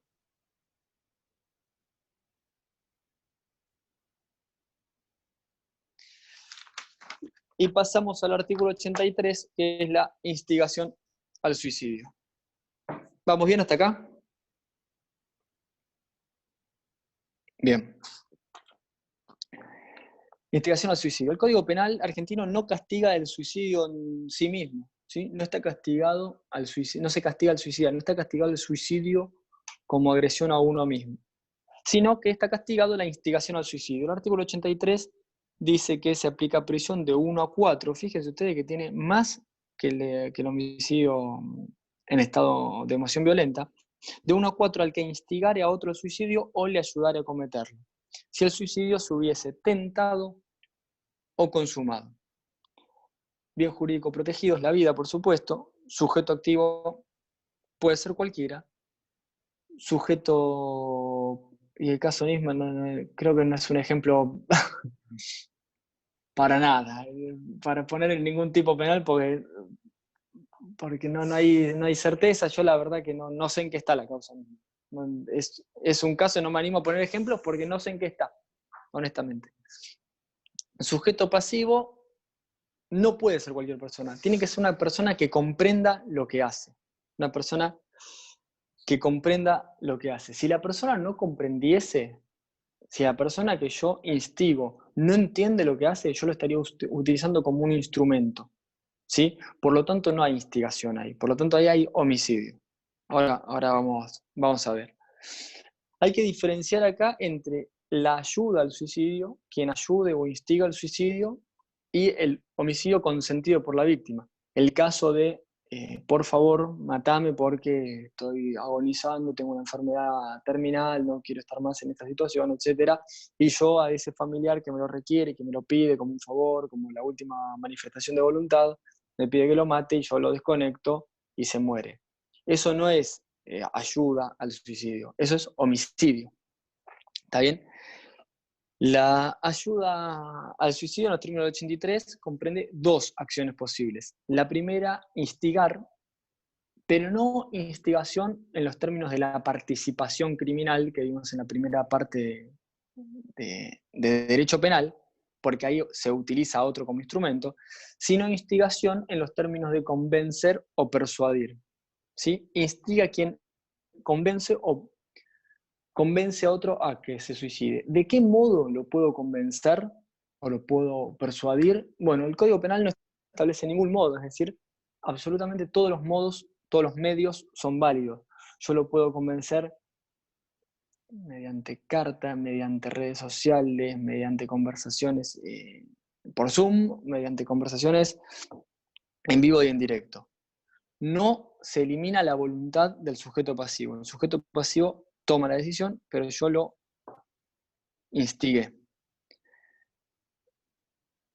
Y la otra posibilidad es la ayuda. La ayuda al suicidio es respecto a aquel que no tiene dominio del hecho. ¿Qué significa no tener dominio del hecho? Yo lo ayudo, le pongo la soga en el cuello y la ato al árbol. ¿Está? Lo ayudé. Distinto es si yo le corro el banquito y se cae. Si yo le corro el banquito, es homicidio, no es ayuda al suicidio. En cambio, si yo le preparo los medios para que él se suicide y me corro, y él es el que salta, lo estoy ayudando a que se suicide. Las dos acciones son típicas en los términos del 83. Es importante destacar que el 83 es el que instigare a otro al suicidio. Por lo tanto, la instigación tiene que ser contra una persona determinada. No está penada, al menos en los términos del 83, la instigación a un número indeterminado de personas. ¿Cuál es el momento en que se consuma el hecho? Cuando yo soy responsable penalmente de instigación o ayuda al suicidio. ¿Hace falta que la persona se mate? ¿A quien yo ayudé a suicidarse se suicide efectivamente? Bueno, no. El código es claro en ese sentido, dice si el suicidio se hubiese tentado o consumado. Tentado, claro, tentado o consumado, tal cual. Como dice tentado, sí es necesario un inicio de ejecución del acto. Inicio de ejecución del acto. Si el suicidio no inició y quedó en tentativa, ¿tá? Si no se inició la ejecución del acto, yo no tengo responsabilidad penal. Yo soy psicólogo. Se puede determinar que en mis reiteradas sesiones con un paciente X, constantemente lo estoy instigando al suicidio. ¿Sí? Lo llevo, trato de convencerlo de que se suicide. ¿Se cumplen las exigencias del 83? No. Mientras él no haga nada, no. En cambio, una vez que él inicie el acto, se muera o no, tentado o consumado, yo tengo responsabilidad penal en los términos de 83. ¿Está bien? Bien. Este sería un momento para hacer un corte en realidad, pero bueno, vamos a avanzar, y este es el artículo 84, el delito de homicidio culposo. Este también es un artículo que reviste ciertas dificultades y que se pregunta habitualmente. Dice el artículo 84 que será reprimido con prisión de 6 meses a 5 años e inhabilitación especial en su caso por 5 a 10 años el que por imprudencia, negligencia, impericia en su arte o profesión o inobservancia de los reglamentos o deberes a su cargo causare a otro la muerte. ¿Tá? Nos quedamos con la primera parte del homicidio culposo. En Argentina, a diferencia de en otras legislaciones del mundo, no se tipifica de manera genérica los delitos culposos, sino que cada tipo penal encuentra tipificada, cada figura encuentra tipificada su figura justamente culposa. Es decir, nosotros acá tenemos el homicidio tipificado y tenemos el homicidio culposo tipificado. Aquella conducta que no esté tipificada en su forma culposa, no tiene forma culposa. ¿Se entiende lo que digo? No existe. Cualquiera de los delitos causados de manera negligente, bueno, queda abarcado por ese delito culposo. No, en Argentina cada conducta que tenga su tipo culposo está tipificada expresamente. Si no está expresamente tipificada es porque no tiene la figura culposa. ¿Sí? Ejemplo, el daño. El daño culposo no está tipificado, no existe. ¿Sí? Si yo rompo algo por negligente, es un accidente, no es delito. Si yo rompo algo con dolo de romper algo, es daño. Bien. Acá lo que encontramos nosotros es que se causa la muerte, sin embargo, en los delitos culposos lo que vemos es que no se determina una conducta concreta, ¿sí? No está determinada la conducta concreta, sino nos está diciendo que se causa otra la muerte. Bueno, tenemos que ver de qué forma se causa. Para que exista responsabilidad criminal, Débora Goldberg, claro, por supuesto. Para que exista responsabilidad criminal, lo que se buscan son lo que se conoce como deberes de cuidado. Deberes de cuidado. Tenemos que verificar, y ahora vamos a ver de qué forma se hace esto, si se violaron o no esos deberes de cuidado que tiene cada uno. Si se violaron, muy probablemente nos encontremos ante el tipo culposo, y si no se violaron, muy probablemente no nos encontremos ante el tipo culposo.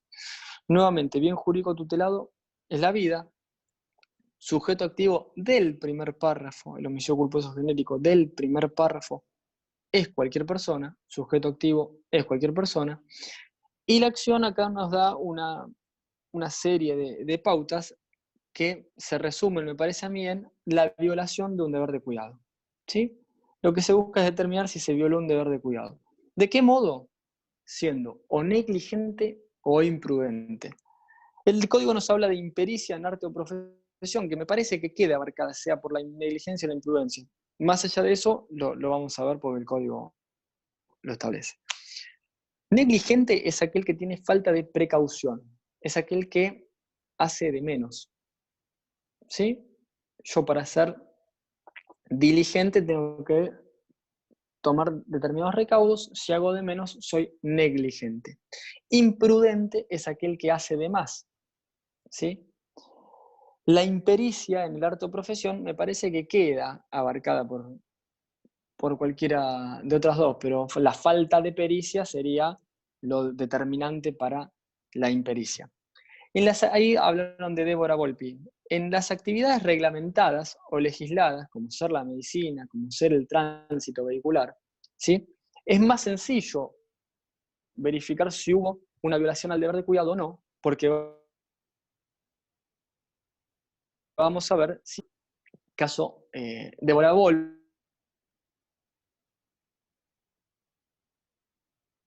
caso la medicina está legislar tener cada uno de los intervinientes en una cirugía, por ejemplo, ¿no? Esta tiene que cumplir el cirujano otros, el instrumentista otros, y así cada uno de los participantes de una cirugía tiene normativamente establecido cuáles son los deberes de cuidado que tiene que cumplir. Se produce la muerte en ese contexto, yo como juez me fijo, normativamente, vos, por protocolos, tal cual, vos, por tu función, anestesista, tenías que cumplir este y este deber de cuidado. No los cumpliste, bueno, es sencillo darme cuenta que hubo una violación al deber de cuidado, sea porque fuiste negligente, hiciste de menos, fuiste imprudente, hiciste de más. No lo sé, pero hubo violación al deber de cuidado porque no cumpliste con los deberes de cuidado justamente que normativamente están impuestos para cada una de las funciones. Sin embargo, encontramos un montón de otras actividades donde no están reglamentadas. Infinidad de casos se pueden dar, infinidad de casos, ¿sí? ¿Cómo nos damos cuenta si hubo una violación al deber de cuidado en actividades no reglamentadas? Partimos de baremos. ¿Qué quiere decir esto? Nos vamos a posicionar, ¿sí?, en la situación del autor, la capacidad de una persona media, ¿sí?, en esa situación particular, con los conocimientos propios del autor. ¿Está? Es decir, una persona media en esta situación tendría que haber tenido este y este deber de cuidado. Ahora, esa persona que se vio inmersa en esa situación tiene conocimientos específicos. Bueno, se los tenemos que sumar. Ejemplo. Cabe el caso de los, no sé, hasta ahí llego. Ejemplo que se dio. Un padre está con su hijo de 7 años, invita a un amiguito a la casa a jugar. ¿Está? Ahí está normativamente establecido cuáles son los deberes de cuidado que tiene que tener un padre respecto del hijo con el amiguito en la habitación jugando. No, absolutamente. Se parte de un baremo. Bueno, vos tenés recaudos. Podés decirles, dejé algo en el horno, me voy al fútbol y vuelvo en 2 horas. No, obviamente que no. Baremo de hombre medio. ¿Está? Ahora bien, tenemos que verificar en función de justamente un baremo, de los conocimientos de una persona normal en esa situación particular. El caso real del que estoy hablando. Están jugando los dos nenes en la habitación y él iba cada tanto a verificar que esté todo bien. Ese cada tanto, ¿cada cuánto puede ser? Y bueno, según cada uno, pueden pasar 15 minutos, pueden pasar media hora, pueden pasar 5 minutos, no lo sé. Pero se entiende que hay una diligencia respecto de verificar cada tanto que estén los chicos bien y el poder seguir, no sé, haciendo la actividad que esté haciendo dentro del hogar, por supuesto. Ahora bien, en el caso lo que pasó es que no es una tragedia, el amiguito que invitó a jugar, no el hijo, el amiguito que invitó a jugar, se fue a la pileta del fondo y se muere ahogado. Hubo un homicidio culposo ahí. Él fue negligente o fue imprudente. Es una actividad no reglamentada, no normada, la del cuidado de un hijo ajeno. Tenemos que partir de un baremo. Bueno, los jueces entendieron que partiendo de la capacidad individual de una persona normal en la situación del autor, él no violó ningún deber de cuidado yendo asiduamente a la habitación a ver que esté todo bien. En uno de esos intervalos es que los dos chicos se fueron al fondo y uno fallece ahogado en la pileta. Las actividades reglamentadas, repito, verificaremos si se violó si hubo una infracción normativa. En las otras acudiremos a baremos para establecer un accidente, sí. Para establecer si hubo una violación al deber de cuidado o no. Ahora, lo que pasa también es que hay un montón de actividades que son colectivas, sin más lejos, Débora Volpin. Imagínense ustedes, sí. Baremos son como medidas estándar. Imagínate, la posición de una persona con los conocimientos del general de la población en una situación determinada, a lo que le tenés que sumar los conocimientos propios del autor. Actividades colectivas. Imaginemos ustedes que en el caso de Débora Volpin, pero saliendo del ejemplo concreto, es decir, en el caso de una operación quirúrgica, yo soy anestesista, es una actividad colectiva, ¿tá? Participamos varias personas. Yo soy anestesista y quien tiene que suministrarme a mí los elementos, en vez de suministrarme la anestesia, justamente, perdón la ignorancia, pero no sé cómo se llaman los materiales que utilizan los médicos, ¿no? Quien tiene que suministrarme a mí, alcanzarme la anestesia para inyectar vía suero al paciente, me pasa con otra medicación. Otra medicación que yo al inyectarla produzco el fallecimiento de la persona. Bueno, en las actividades colectivas lo que se recurre es al principio de confianza. ¿Esto qué significa? Que se parte de la base de que yo confío que quien realiza la actividad conmigo hace las cosas de una forma diligente. ¿Sí? Principio de confianza. Yo confío en que el instrumentador me pasó a mí, o quien sea la persona me tiene que pasar a mí la medicación, me pase la medicación cuyo rótulo indica el envase. No me voy a imaginar yo que en el envase que dice anestesia hay otro ingrediente, otra medicación. Ahora bien, hay un límite a este deber a este principio de confianza que se conoce como deber de observación. ¿Sí? Así como existe el principio de confianza y yo me puedo justificar diciendo, bueno, yo confío en que mi compañero va a hacer las cosas de modo diligente tal como las hago yo, ¿sí? Yo tengo que tener un deber de observación. Si yo vi que elementos a mí no está, ¿sí? No puedo decir, uy, se me pasó la hora porque yo confié en que iba a venir a alcanzarme las cosas. No, hubo un deber de observación tuyo, un mínimo de diligencia en cuanto a que la persona que precede a vos en el acto, ¿sí? No estaba. Por ejemplo, no estaba, o pónganle ustedes en el ejemplo que se les ocurra con la actividad que se les ocurra. ¿Está bien? ¿Está acá? Entonces, resumimos en, hay una violación al deber de cuidado, sea en forma negligente o imprudente. ¿Cómo hacemos para considerar la acción como típica? ¿Cómo hacemos para decir esto es típico? Esa acción, ¿sí? Esa inobservancia del deber de cuidado es típica en los términos del 84. Bueno, la doctrina recurre, a esta altura ya todos y sin discusión, a lo que se conoce como teoría de la imputación objetiva. En los libros hay diversas aristas para hacerla de la forma más sencilla posible. ¿Sí? ¿Qué significa la teoría de la imputación objetiva? Que lo primero que yo tengo que verificar es que esa acción llevada a cabo por la persona haya generado un riesgo jurídicamente desaprobado, un riesgo no permitido. La acción llevada a cabo por la persona tuvo que haber generado un riesgo no permitido. ¿Esto por qué? Riesgo no permitido. Porque obviamente existen los riesgos permitidos, ¿sí? Saben todos que en las autopistas hay un límite de velocidad que es de 60 km por hora. ¿Está bien? Si yo en vez de ir a 60 km por hora voy a 100, estoy generando un riesgo no permitido. ¿Cuál sería el riesgo permitido? Ir a 50 km por hora. Movilizarme en un automóvil genera un riesgo per se. Sin embargo, es un riesgo permitido por la sociedad que establece normativamente que hasta 60 km por hora es tolerable. Un riesgo no permitido es que una ambulancia, en caso de urgencia, exceda ese límite de velocidad. En vez de ir a 60, ir a 80, no respetará los semáforos, tomar alguna calle en contramano, no respetará las normas de tránsito, porque se permite la generación de ese riesgo en función de la emergencia que tiene la ambulancia con las sirenas puestas y demás recaudos que tiene que tomar. ¿Sí? Ejemplo de riesgo permitido, una patada en el fútbol. ¿Se puede imputar a una persona de lesión a otra porque en la disputa de una pelota le fracturó el tobillo?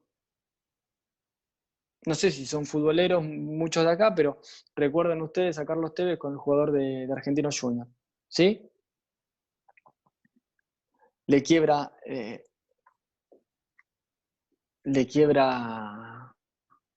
el hueso al jugador. Bueno, ¿lo pueden imputar de lesiones leves? No, es un riesgo permitido. ¿Se entiende? Entonces, lo que primero tenemos que hacer para que la conducta sea típica en los términos del 84 es verificar si la acción generada creó un riesgo no permitido. ¿Está bien? Segundo paso, que se haya dado el resultado previsto por la norma. Que se haya dado el resultado previsto por la norma. Yo creé un riesgo jurídicamente desaprobado, creé un riesgo no permitido con mi conducta, con mi inobservancia al deber de cuidado. Bueno, ¿cuál fue el resultado? ¿Fue el que la norma prevé? ¿Sí? Yo como anestesista me puse a chatear con el celular, me olvidé que le tenía que agregar anestesia, se me murió el paciente. ¿Está? ¿Creé un riesgo no permitido? Absolutamente. ¿Sí? El resultado que se dio, ¿fue lo que la norma pretende impedir? ¿La muerte? Sí, absolutamente. ¿Está bien? Yo tengo registro de conducir, claro, negligente, pero se dio el resultado, esto es lo que me interesa acá. Yo tengo registro de conducir particular, no tengo registro de conducir profesional. Sin embargo, tengo un vecino que es colectivero, que dejó el colectivo estacionado, se lo pido para dar una vuelta porque tengo ganas de manejar un colectivo, de hacer el recorrido, etc. Me subo al colectivo, no estoy normativamente autorizado a manejar un colectivo porque no tengo registro profesional, sin embargo lo hago. En mi recorrida, ¿sí? Yendo a la velocidad permitida, respetando las normas de tránsito, un transeúnte se tira abajo del colectivo y se muere. ¿Yo creé un riesgo no permitido? Sí, lo creé, el riesgo no permitido. ¿El resultado que se dio es el previsto por la norma? ¿Es lo que la norma intenta impedir? No. Acá se da una muerte, pero es una muerte que excede absolutamente a la infracción mía. ¿Se entiende?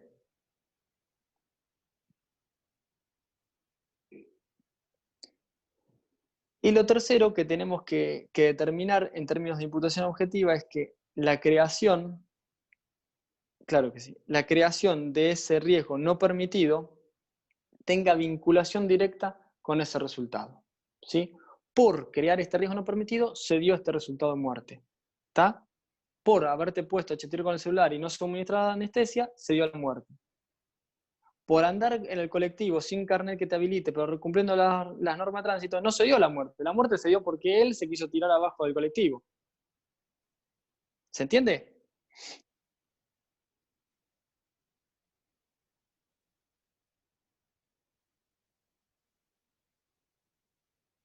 Bueno, cualquier cosa me...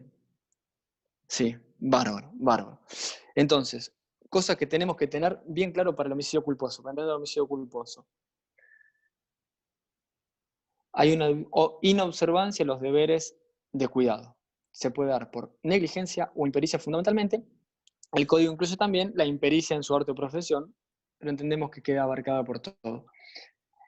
En las actividades reglamentadas o normadas, verificaremos si hubo una infracción a la reglamentación. En todas aquellas actividades que no están reglamentadas, partiremos de baremos a ver si esa persona fue negligente o fue imprudente. De ese modo, si su acción generó un riesgo jurídicamente desaprobado, si se dio el resultado y si la creación de ese riesgo desaprobado tuvo directa vinculación con ese resultado producido. De ese modo, queda finalizado y podemos achacar la responsabilidad penal al autor de ese homicidio culposo. Ese es el primer párrafo en el cual el sujeto activo no reviste ninguna particularidad. El segundo párrafo establece que el mínimo de la pena se elevará de 2 años. Perdón, el mínimo de la pena se elevará a 2 años, el anterior era de 6 meses. Va a ser de 2 a 5 ahora, ¿no? Se elevará a 2 años si fueran más de una las víctimas fatales o si el hecho hubiese sido ocasionado por la conducción imprudente, negligente, inexperta o antirreglamentaria de un vehículo automotor. ¿Está? Tenemos entonces, en principio, dos circunstancias agravadas del homicidio culposo. El homicidio culposo entonces tiene dos agravantes. El primero de ellos se da por la cantidad de víctimas fatales. Si yo con mi negligencia, con mi inobservancia de los deberes de cuidado, causé más de una muerte, agravado. En vez de ser el mínimo de 6 meses, 2 años. ¿Sí? Y el segundo de ellos tiene que ver con que el sujeto activo, en este caso, tuvo que haber sido ocasionado con un vehículo automotor. Conducción imprudente, negligente, inexperta o antirreglamentaria de un vehículo automotor. El homicidio culposo ocasionado con un vehículo automotor es homicidio culposo agravado. ¿Está bien hasta acá?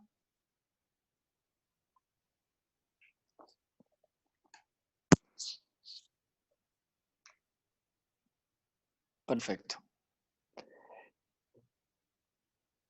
El artículo 84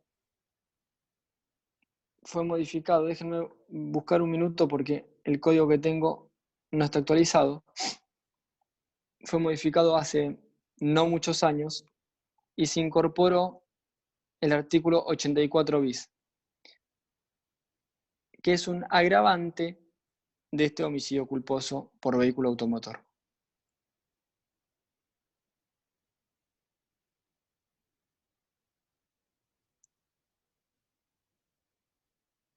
A ver, no lo puedo encontrar. Les pido disculpas.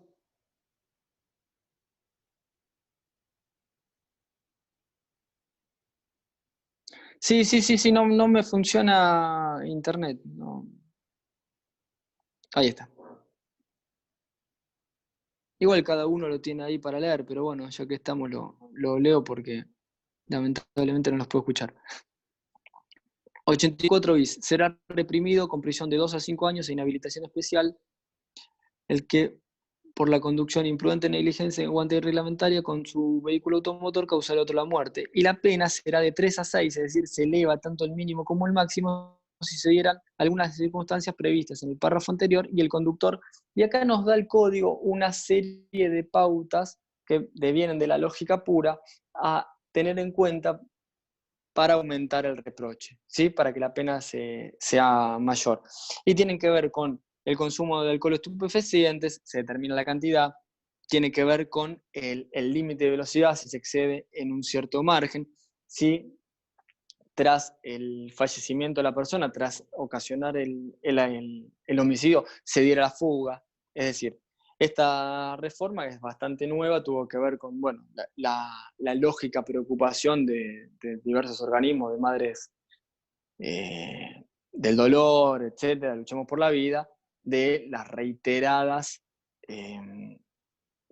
homicidios culposos por vehículo automotor, donde tras el accidente se daban a la fuga. Bueno, si bien se eleva el mínimo y el máximo, el reclamo que se sigue haciendo es elevar el mínimo a más de 3 años, es decir, imposibilitar que la pena sea dejada en suspenso o imposibilitar la excarcelación durante el proceso. Recuerden que si la pena tiene más de 3 años, ya es más difícil obtener una excarcelación. Sin embargo, tras un largo debate parlamentario, se dejó el mínimo en 3, es decir que en principio, los homicidios culposos por vehículo, agravados por vehículo automotor, en principio, las personas van a transcurrir el proceso en libertad. ¿Cuántos años si se da la fuga? Y bueno, de 3 a 6. Ahora bien, acá lo que tenemos que delimitar, que es de penal 1, pero lo hablamos rapidito porque es la duda que se genera siempre que se habla de culpa, cuándo hay culpa y cuándo hay dolo eventual. Bien, el Código Penal argentino, a diferencia, por ejemplo, del alemán, no distingue lo que es culpa con representación o sin representación. Acá se habla de culpa. El que es negligente tiene esta pena. No importa si se representó la posibilidad de que con su negligencia iba a causar ese daño o no se la representó en absoluto. No importa eso. ¿Sí? Fue negligente, tiene esta pena. Y el juez tendrá que determinar entre el mínimo y el máximo de cuánto es el reproche. ¿Sí? ¿Cuándo hay...? Si fallece y se da la fuga, y bueno, siempre tiene que fallecer para ser homicidio culposo. Si no fallece, no hay homicidio culposo.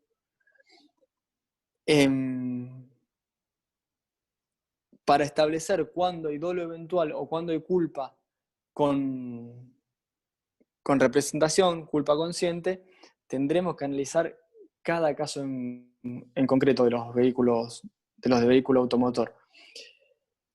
¿Dónde está la principal diferencia? En la culpa con representación, la culpa consciente, el autor confía en que no se va a producir, confía erróneamente, obviamente, confía erróneamente en que no se va a producir el resultado. Se representa la posibilidad del resultado, pero confía en que no se va a producir. ¿Sí? Él cree que va a ser lo suficientemente hábil en el manejo como para evitar una muerte. Yo vivo sobre una calle donde el máximo de velocidad es de 20 km por hora. ¿Sí? Sin embargo, me gustan los karting, voy al turismo carretera, voy al autódromo, tengo un auto preparado, me gusta correr carreras. ¿Sí? Confío en que por más que se pueda transitar hasta 20 km por hora, en que si yo voy a 80, confío en que voy a poder eludir a cualquier persona que se cruce por la calle. ¿Sí? Bueno, sin embargo, mato a una persona. ¿Me representé la posibilidad de matarla? Confié en que ese resultado no se iba a producir, erróneamente. En el dolo eventual no es confianza la cuestión, sino que es mera esperanza. Yo me represento la posibilidad de matar a alguien, pero espero que eso no se dé. Y si se da, bueno, estuvo comprendido dentro de las eventualidades que se pueden suceder dado a mi accionar. ¿Sí?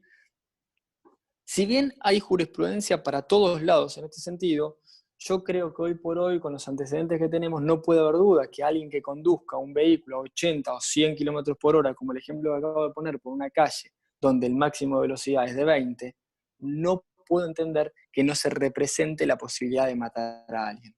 ¿Sí? Yo entiendo que casos como vemos constantemente, chicos absolutamente alcoholizados o bajo estupefacientes, duplican el exceso de velocidad en calles transitadas, ¿sí? Necesariamente abarcan la posibilidad de producir una muerte, sin embargo, no les interesa y continúan con su acción. Eso es dolo eventual, ¿sí? Al dolo eventual le cabe una pena de 8 a 25, porque no hay distinción de pena entre dolo directo, de segundo grado o eventual. Es todo lo mismo, de 8 a 25. Por eso quien preguntaba, si la mata y se da la fuga, ¿es una pena baja? Bueno, si la mata y se da la fuga, veamos cómo la mató. ¿La mató a la víctima por negligencia simplemente o la mató siendo la culpa temeraria? Bueno, ahí está. ¿Qué es la culpa temeraria? ¿Qué es la culpa temeraria? Si nosotros vemos la circunstancia del caso y entendemos que se asemeja a la culpa con representación, que él confió en que no se iba a producir el resultado, ¿sí? Es culpa. Si es culposo, recuerden, de 3 a 6 en los supuestos agravados, ¿sí? Si en cambio nosotros entendemos que se representó la posibilidad, no le importó o tuvo simplemente la esperanza de que no se dé y continuó con su accionar, estamos hablando de dolo eventual, de 8 a 25. Hay muchos fallos y muchos procesamientos de homicidios por automotor donde los jueces encuentran que hay dolo eventual. No sé si recuerdan ustedes, hace unos veranos atrás, 4 o 5 veranos atrás, en Ruta 11, un tipo que se llamaba Tito Choque, completamente alcoholizado, iba en una camioneta, creo que era una F100, por la Ruta 11 o la 2, en contramano. ¿Lo recuerdan?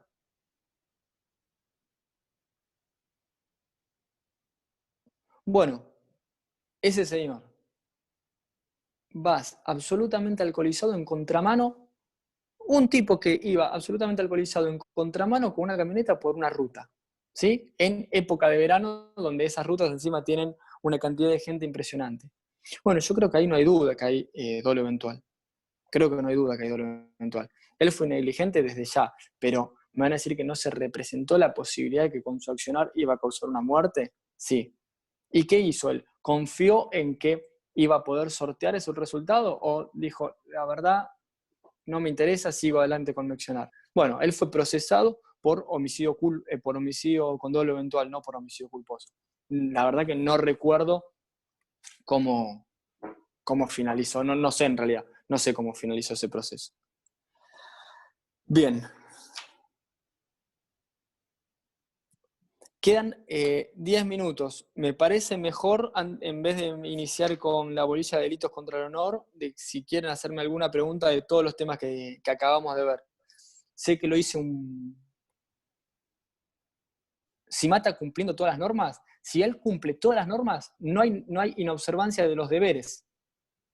Si no hay inobservancia de los deberes, no hay culpa. No es homicidio culposo. Es un accidente. ¿Está? Los accidentes no se castigan en el Código Penal. Está muy bien la pregunta, porque hay muchísimos hechos donde conductores no violan ninguno de los deberes a su cargo, no son negligentes, no son imprudentes, y sin embargo terminan en un accidente vehicular matando a una persona. En ese caso, recurrimos, como dijimos, a la teoría de la imputación objetiva. ¿El accionar creó un riesgo jurídicamente desaprobado? No. Él iba por una calle donde se podía ir a 60, a 60. ¿Cumplió con el semáforo, con las luces del semáforo? Sí. Entonces, ¿hubo un riesgo desaprobado? No. ¿Un riesgo no permitido? No. ¿Hubo un riesgo? Sí, porque ir con un vehículo automotor es un riesgo. Entonces, eventualmente tendrá, a través del seguro, si todo en garantía, responsabilidad civil, pero nunca penal. ¿Está bien? Bárbaro, bárbaro. Bueno, les decía, nos quedan 10 minutos en vez de iniciar con delitos contra el honor, que lo vamos a dejar para la reunión que viene. Si quieren hacerme alguna pregunta un poco larga, hablé bastante pausado, culpa temeraria, ahí te digo, bastante pausado, pero son todos temas que me interesaba que queden bien claros porque son temas importantes y porque suelen ser tomados, suelen ser preguntas de examen: el femicidio, el homicidio agravado por el vínculo, las circunstancias extraordinarias de atenuación y el homicidio culposo y emoción violenta se suele preguntar mucho. Respecto de la culpa temeraria, independientemente del concepto que puedas encontrar, lo importante es que tengas bien en claro que en el Código Penal argentino no se distingue el monto de pena de el dolo, sea dolo con intención, dolo de primer grado o dolo eventual, tiene la misma pena. Y la culpa, sea consciente o inconsciente, es decir, con representación o sin representación, tiene el mismo monto de pena. En el Código Penal argentino encontramos entonces dos posibilidades: dolo o culpa. No interesa qué grado de dolo podemos determinar, ni qué grado de culpa podamos determinar. ¿Sí? Si nosotros entendemos por dolo que hubo intención, dolo directo, no hay ningún tipo de duda. Si entendemos en cuanto a dolo que se representó la posibilidad del resultado que se dio, ¿sí?, y no le importó y continuó con su accionar, dolo eventual. Si entendemos que hubo una inobservancia en los deberes de cuidado, que fue negligente o imprudente en su accionar, ¿sí?, y a través de la teoría de la imputación objetiva podemos verificar que ese aumento del riesgo jurídicamente desaprobado, que ese aumento del riesgo no permitido, se verificó en el resultado, culpa. Y no nos interesa para establecer si el delito fue doloso o culposo, qué grado de culpa, sea con representación o sin representación, tuvo el autor. ¿Tá? No, tratemos de no mezclarnos con eso porque no hace en Argentina al monto de pene. En otras legislaciones, sí. Bien, ¿alguna otra pregunta?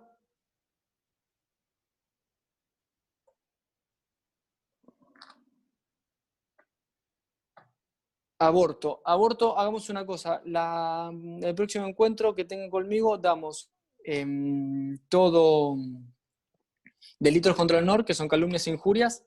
Subí material de eso, hicieron un trabajo práctico también, y doy aborto. ¿Cuándo podemos ver esta clase?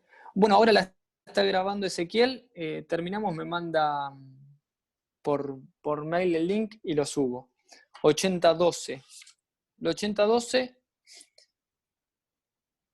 El 8012, ahí voy con los trabajos. El 8012 es aquel que que mate con el propósito de causar un sufrimiento a una persona de las del inciso primero. Mata a alguien para causarle un sufrimiento a su pareja, por ejemplo. ¿Sí? Yo mato al hijo de mi mujer, pero no por ser el hijo, no lo mato a él por ser él, lo mato para causarle un sufrimiento a mi mujer. Los trabajos prácticos reconozco que estamos con un poco de atraso, vamos a ver si los podemos responder todos en esta semana. La idea va a ser, como no habíamos tenido estos encuentros antes de subir los trabajos prácticos, la idea va a ser poner si están para aprobar o no, simplemente no poner una calificación numérica y hacer algún tipo de observación. Revisamos a modo general el de la pareja, y la clase que viene, cuando veamos delitos contra el honor, vamos a revisar ese que les puse de el colectivo de actrices. No sé si lo pudieron ver. Bárbaro, bárbaro. Bueno, gente, la dejamos acá. ¿Sí? Gracias a todos. Y en estos días subo el link.